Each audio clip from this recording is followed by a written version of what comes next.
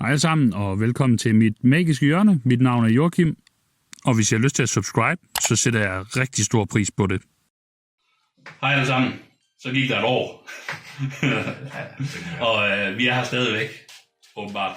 Så i dag der skal vi spille noget Vintage 30. Det vil sige, det er budget vintage, hvor vi har 30 euro i budget. Og der bruger vi Moxfield til at afgøre, hvad prisen på vores decks er. Jeg skal nok prøve at se, om jeg kan få decklist ned i beskrivelsen. Men I må lige bære over, hvis det måske lige er et par euro dyrere eller sådan noget. Dengang vi lavede det, der var det 30 euro. Hvad spiller du i dag, Esben? Bare sådan lige kort. Jamen, jeg har tænkt mig at spille Cloudpost, så jeg har dækket det primært omkring namesake-kortet Cloudpost, som kan lave en masse colorless mana til mig. Og så jeg spiller store colorless spells, spiller på det Cloudpost landet. Ja, så hvis man kender Tron-landene, ja, så det er bare det er den bandede udgave af dem. Jeg spiller noget mærkeligt hjemmebryg gøjl. Jeg har tænkt mig at cascade så mange gange ind i et spil, der hedder Glimpse of Tomorrow, hvor jeg skal putte mine permanents fra battlefield ind i mit dæk, shuffle, og så skal jeg flippe så mange kort og putte alle mine permanents i bordet igen. Så jeg vil gerne chain masser af de her cascade-spils oven i hinanden, så jeg dræber Esben med enten damage eller stort boardstick. Esben starter. Lad os fyre den af. Esben starter som sagt. Vi har begge to lige mulliganet og har 6 kort på hånden. Måske lidt længere ned, så tror jeg, at jeg har noget mod bordet. Jeg kan også lige vise min. Godt. Du fyrer den bare. Ja. Jeg mente noget draw, men jeg har et godt play. Hvis man kender commander, så gælder man det play. Ja. Og så vil jeg gerne lige follow det op med 2 Chromatic Stars. Okay. Go. Det er i orden. Og så håber jeg snart, at den der fodboldreklame er færdig. Det ser det ud til den nu. Jeg spiller en Kalni Garden. Det er et land, der kommer i tabt, og så laver den 0-1 plante, så må du.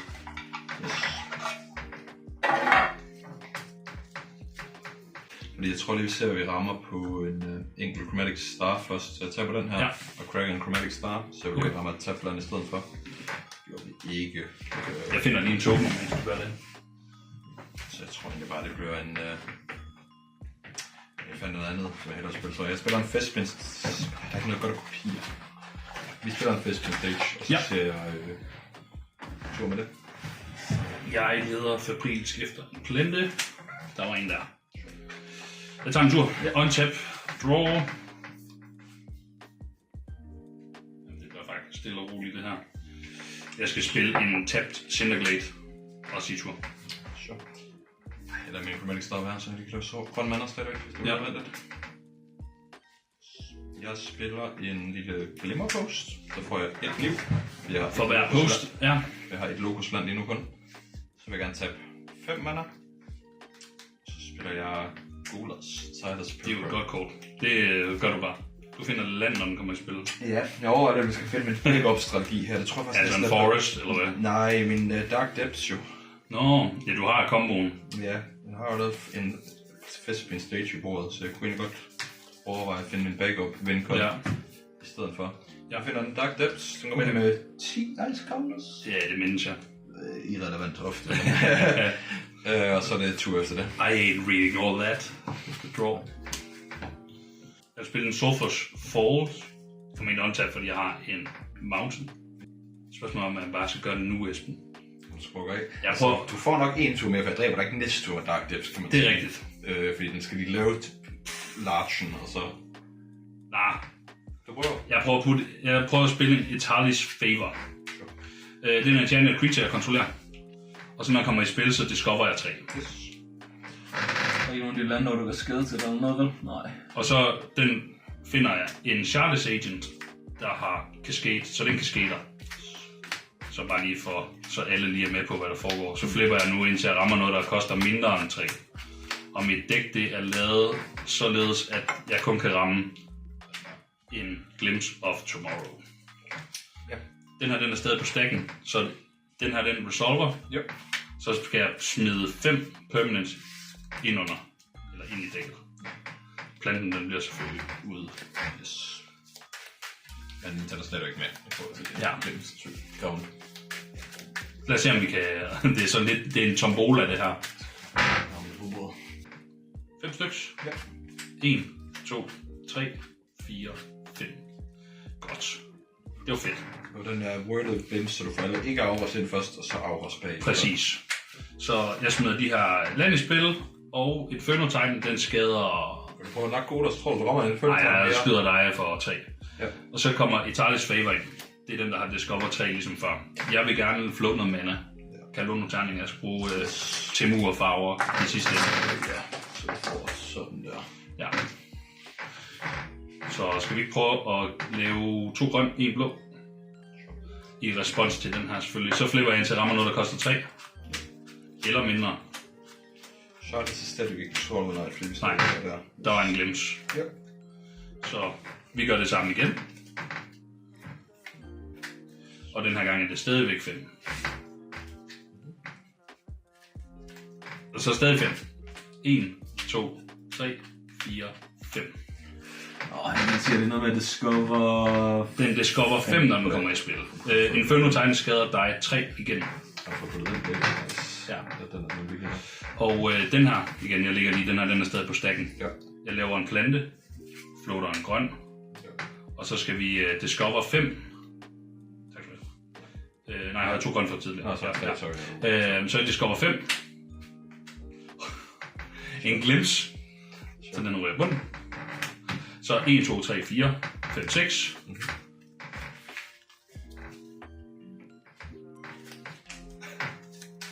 Det er hvad dækket gør. Det er whiff eller ej. Og jeg tror, jeg blandede en plante med. Kan du så komme ud? Jeg tror ikke, det er værste, du rammer. 1, 2, 3, 4, 5, 6. Så står jo ligesom på nu, for så har noget i hånden, så er det sådan lidt problem. Så Kaldegangen kommer ind igen. Laver en plante. Ja. De her Wave Sifters, de laver begge to klus. Ja. Så her kan du en terning. Jeg har simpelthen været så udformet af. Den rullede lige der. Jeg trækker 2 for Moldrifter. Jeg håber, du har meget en outburst i hånden, så du kan have manden til at spille. Så skal jeg prøve at spille en... så skal jeg prøve at spille sådan en Charles Agent for hånden. 4 i princippet. Ja, 4 den her. Den ender også resolved her. Jeg putter sådan en her på stacken igen, så jeg kan skate ind til rammer, når der koster 2 eller mindre. Så er det så stille for at spice, for nu skulle der have en recursion til snart for at fortsætte lidt. En Glimpse of Tomorrow. Endnu en gang. Jeg vil gerne lige float 2 grønne i den her. Ja. Så skal jeg shuffle 3, 7, 8, 9, 10, 11, 12 ting ind nu. Du vil ikke pakke en inclusion med den anden, du shuffle? Nej, 12. Der er der større chance for, at jeg rammer recursion. Skulle titlen være, kan Joachim tage en 20 minutter lang tur? Hvor mange gange kan Joachim shuffle sit dæk på én tur? Vi blev enige om, det var 12. Ja, men ja. Så 1, 2, 3, 4, 5, 6, 7, 8, 9, 10, 11, 2, 4, 6, 8, 10, 11, 12. Ja. Feedbacks. Du skal have noget, der giver haste til dine ting. Ja, der er. Okay, godt. Men jeg sidder med den i hånden, så... Men du får en masse mana her. Har du mana nok til at spille med det mana, du har fået her? Ja, men jeg har byttet den ud med et andet hasty dyr. Nå, vi er ikke helt færdige her. De her Wave Sifters kommer ind. Jeg laver nogle clues. 4 clues i alt. Den har ingen ETB. Jeg har 2 Discover 5, og jeg har sådan en Italis Favor. Den her smider vi bare lige på en Wave Sifter for nu. Det tror jeg er 3. Så Discover 5, og den her Goblin Dark Dweller, den kunne godt tænke sig at spille sådan en der. Violent Outburst. Den lader jeg være med at spille. Det giver ikke mening. Det er lige meget. Et Discover 5 mere. Tak skal du have. Nu har jeg 2 Discover. 3. Det er selvfølgelig stakket meget anderledes. Det Ja. er bedre for dig at få Spil den her. Er det ikke? Ja, det cascade kan vi godt gå igennem, men det Det er er ikke noget whiff, så bare shuffle dæk og bygge hurtigt, og så Discover 3 igen. uden nogen grund, og så skal vi Discover 3. Så kan jeg lige shuffle igen. Så kan du så få lov til at shuffle igen lige om lidt, når Ja. du skal køre din lims. Jeg har aldrig sagt, det vandt hurtigt, det her. Men, 3 mander igen, floating mere. og Ja, det er slut her. så Goblin Dark Dwellers spiller endnu en glimpse. 1, 2, 3, 4, 5. 6, 7, 8, 9, 10. Det er 14, 15, 16, 17, 18, 19. Og så laver jeg lige dobbelt rød og en grøn, må det bare være. Skal jeg en blå? Det er et filtervand, det her. Nå, det var bare for at tage en 8 grønne float på float. Det er rigtigt nok. Så lad os gøre det. Så laver vi en rød og en blå. Jeg har faktisk mere end det. Ja, mere end det, for du Jeg har får dobbelt blå. Så. Ja, dobbelt blå, og så du redder også 2 røde jo. Må du ikke? Nej, jeg laver også en. Jeg har beholdt den grønne for at lave en blå. Okay. Det går nok. Så jeg sørger for, hvor mange var vi blev enige om. 19, og så var der også lige en Kalnigarden token, så det er 20 den her gang. 13, 14, 15, 16, 17, 18, 19, 20. Tak skal du have. Jeg flipper 20 kort. 1, 2, 3, 4. 5, det kan jeg spille. Hvor man Dark Force mere, så tror jeg bare stopper her. Jeg kan vise dig den, jeg sidder med i hånden. Okay, den har du nok til at spille, eller hvad? Ja, jeg har rød der, så jeg kan bare gøre det igen. Ja, okay.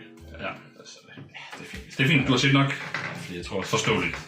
Ja, det er på det. Så enten, bare lige for at alle med, enten så kan jeg gøre det et par gange og ramme nok Inferno Titans for eksempel til at skyde Esben, eller så sidder jeg bare tilbage med så stort et board state, at der skal et board right til. Vi vil bare lige diskutere vores sideboard lidt her. Vil du starte, Esben? Ja, jamen jeg sideboardede nogle Artisans of Kozilek ud, fordi jeg tror ikke, jeg når til det stadie, hvor de er relevante, for du kan så meget removal i dit dæk. Og så sider jeg nogle Steel Hellkites ud, fordi den sagde, at de kan se de gamle dig, det er nok dine tokens, men det er sådan lidt, hvis jeg er i det stadie, så er det ikke sådan, det værd. Så smider jeg nogle hate pieces ind i stedet for Surgical Extraction til at fjerne dine glimpses, eller Weathered Rootstone til at, sige, at du må ikke få ting ind for dit dæk. Ja, jeg må ikke spille mine Nej, ting her. den siger Nonland Permanents in Graveyards and Libraries can inspect. Ja, det er rigtigt, så jeg kan godt spille Glimpse, men de andre, de bliver bare i dækket. Ja, præcis. Jeg barberer mine Geological Appraiser ud. Et 4-drop, der discover 3, men det er kun, når jeg spiller dem for hånden. Så jeg tror, jeg skal nå at slå Esben, inden han får skovlen under mig med noget af det her.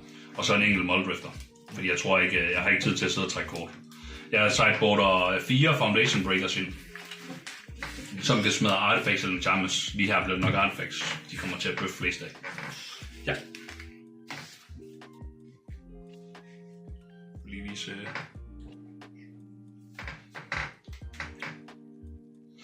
Godt. Så har vi fået sideboardet og shuffler og så videre. Esben, han starter. Ja. Du kører bare, når du er klar. Jeg starter med at spille sådan en Zap Cloud Post, så siger jeg go. Ja. Jeg skal spille... Ja, lad os bare spille Cinderglade og sige go. Turen. Trench Post. Så jeg min Cloud Post for 2 mana. Så vil jeg gerne tabe den for de 2. Så vil jeg gerne spille de hate pieces, jeg så flyder ind. Jeg så både ind. Så vil jeg gerne spille en Chromatic Star bagefter. Det er jo den. Jeg tager min tur. Ja. Untap og draw. Jeg spiller en Island. Så vil jeg tabe det hele. Så skal jeg prøve at evoke sådan en Foundation Breaker. Og så vil jeg gerne smadre den der. Chromatic Star. 5 stykker. Den dør, og din dør, og så er det go.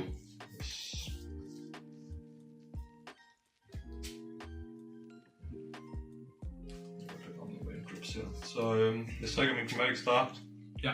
For at spille Ancient Stirrings. Du trækker også et kort, når du trækker den her. Bare lige en, bare så du lige er klar over det. Så trækker vi først. Så kigger vi på de 5 øverste. Jeg mener, det er reveal, når det er et farveløst ting, du skal tage. Nå ja, det tror jeg. Ja. Men det spiller med sammen. Okay. Poggers. En mere. Yep. Og... 2 med det. Okay. Nå, jamen så har vi et problem nu. Go.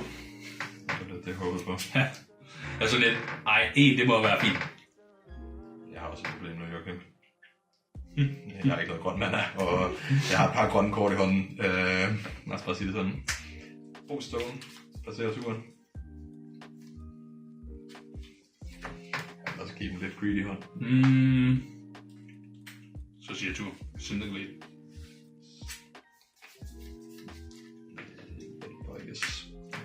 Det var et land. Ja, det giver mig mere koldt. Bare pop den der ostone nu. Ja, så er du bare en makker. Det kan jeg faktisk ikke helt endnu. Jeg skal lige lave min Christmas Station til en Cloud Post. Så kan jeg, men der er vi ikke helt endnu. Tur.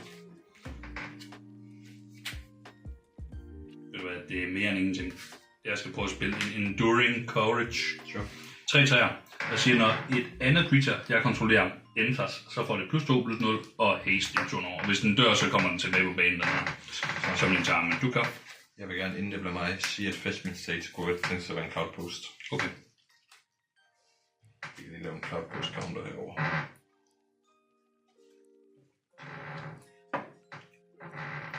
Så har vi adgang til 6, 7, Er det Cascading Cataracts eller 8 hvad? mana. Crystal Quarry, det er Okay, den, der tæt ikke er på. destructible. Så den er lidt dårligere. Ja, men koster mindre. koster mindre penge næsten. Ja. Lige præcis. Så jeg har adgang til 8 mana. Får jeg det til. Det lyder rigtigt. Så jeg kan spille min Breaker of Creation. Men den vinder jo spillet, den der. Ja, Det gør den jo. Jeg får et liv for hver colorless permanent, så den er ikke selv nede, når jeg caster den. Men der får 1, 2, 3, 4, 5, 6 liv. ja. Så har den hexproof fra hver farve og Annihilator 2. Ej, hvor dejligt. Untap og draw. Hvor er din colorless removal, Joachim? Ja.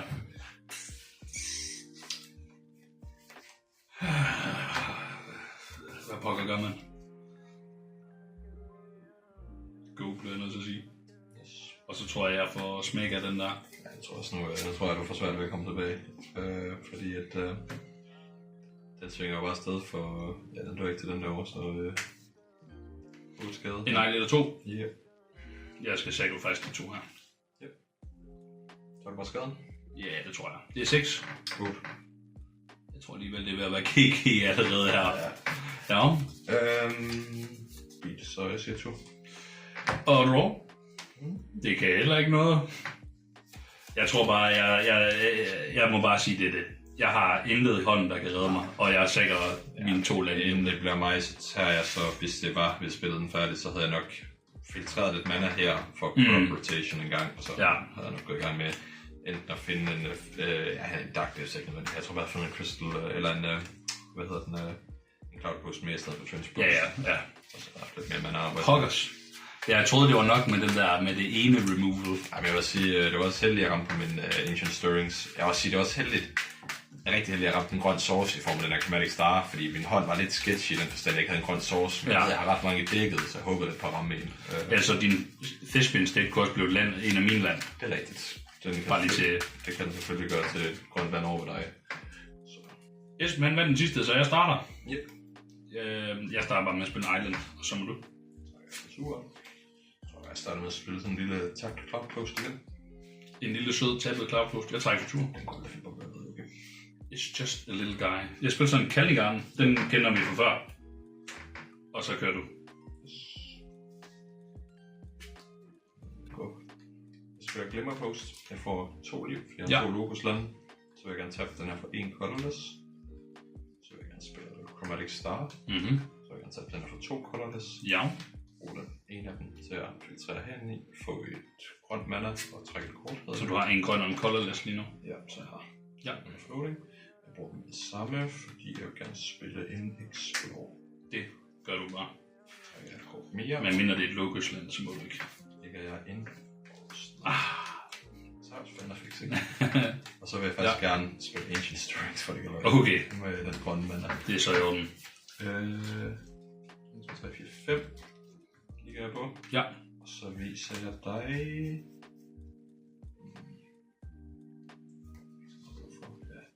Viser dig en Glimmer Post. Okay. Ja. Så siger jeg tur. Så jeg untapper. Ja. Og trækker.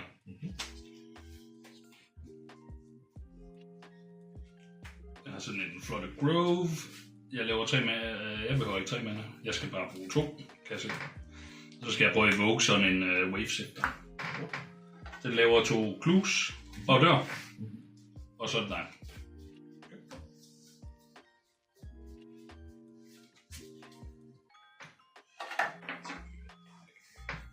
Spiller en Glimmer Post. Det er post, tror jeg. Får jeg 3 liv. 3.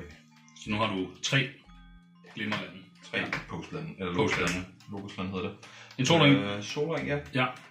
Og så vil jeg gerne tage den og tage et bagefter. Ja. Så jeg har Colors Floating lige lidt, fordi jeg spiller Explore.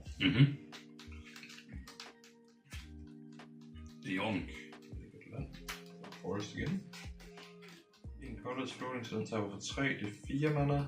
5, 6 mana. Det er desværre ikke helt nok. 6 mana er ikke nok. Nej, desværre ikke. Okay. Tur. Og en tab. Og et draw. Bum, bum, bum. Prøv at knække en klue og trække kort. Spil en forest. Så skal jeg prøve at evoke endnu en waves efter. Laver 2 clues, og så siger jeg tur.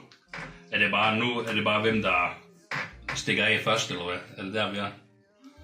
Jeg kan godt gøre noget, men jeg tror, at jeg venter på noget. Men spiller en forest, tror jeg. Mhm. Så tager jeg 5, 6, 7 stykker. 8 stykker. Det er mange stykker. Skal vi spille ham her igen? Oh no. 3, 6, 7. How am I ever going to financially recover? Ja. 2 minutter. Ej, det er bare dejligt. Untap og draw. Jeg skal prøve at tage en clue og trække en kort. Jeg prøver at sige tur.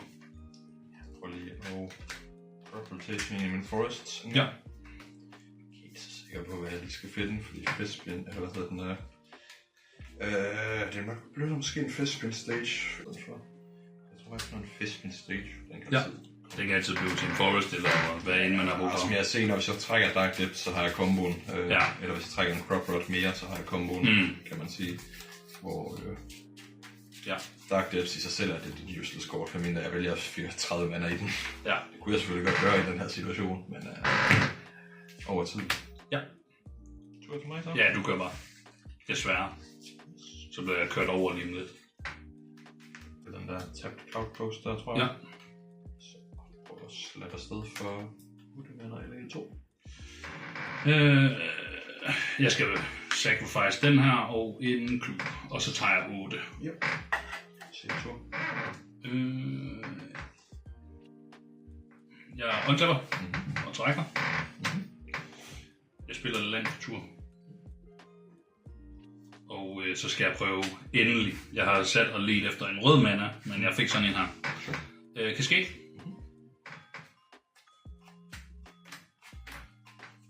Dejligt. En Glimpse of Tomorrow.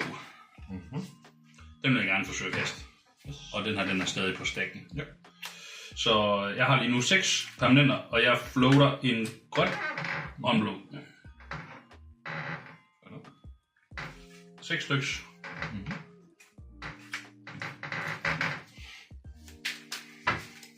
Jeg kan mærke, at der er en Surgical Extraction på vej. Der er 2 Surgical Extractions.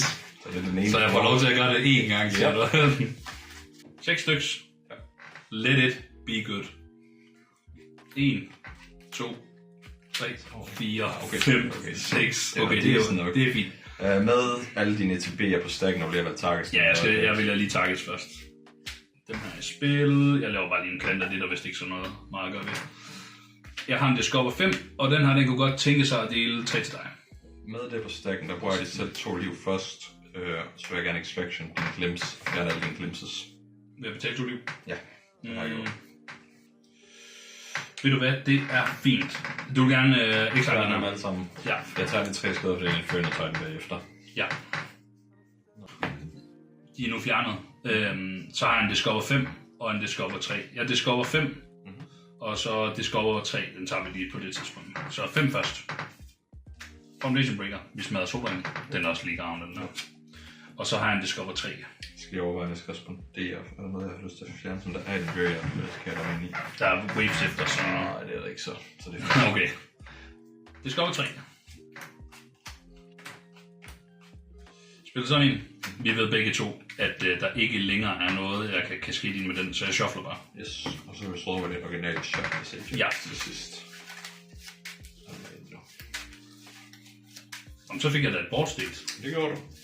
Så du fik faktisk et relevant board state, for du fik nogle Ja. store dyr, og du kunne godt risikere bare whiff rimelig meget hårdere end det der i den her situation. Er der noget relevant i hånden?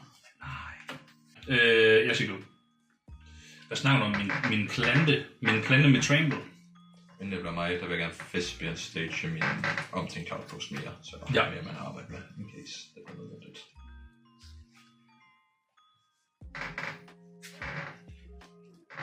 Kan vi spille en lidt Explore, på sådan et eller andet sjov. Mhm. Nej. Not really what we needed her.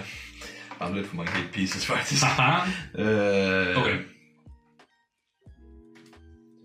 Ja, vi skal finde noget grøn åben. Det er mig. Untap og draw. Ja. Du er på 27. Ja. Jeg er på 12. Ja. Kom med den. Mhm.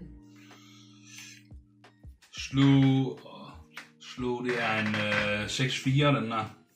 Og så får vi lige en fed reklame i baggrunden. Attack trigger på et attack. Jeg skal lige have, om jeg skal deklarere flere. Ja, det gør vi. Slå. Attack trigger. Del 3 til dit ansigt med en Føner-trækken. Yes. Ja. He's math. Shit. Ja, lad os bare holde den i liv, I guess, og så se, hvad der sker. Block Foundation Breaker, I guess. Violent Outburst. Ja, det er det, jeg overvejer. Jeg tror, jeg laver en Violent Outburst. Men det der er meningen, at jeg tager bare... Nej, du tager bare mere. Jeg kan gøre det 2 i næste tur efter det. Jeg vil gerne kaste en Violent Outburst. Cascade trigger, men der er ikke noget at ramme, så jeg shuffler bare.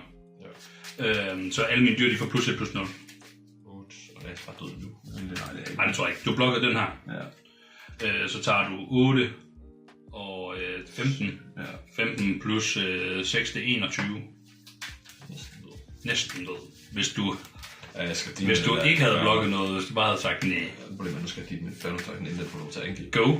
Ja, det er rigtigt. Der er faktisk mange ting, du skal tage dig af nu. Ja. Jeg skal ramme den O-sten eller sådan noget. Det er faktisk det næste eneste, jeg Ja. kan ramme. Bum. Er den her stor nok? Nej, jeg får for mange attackers nu.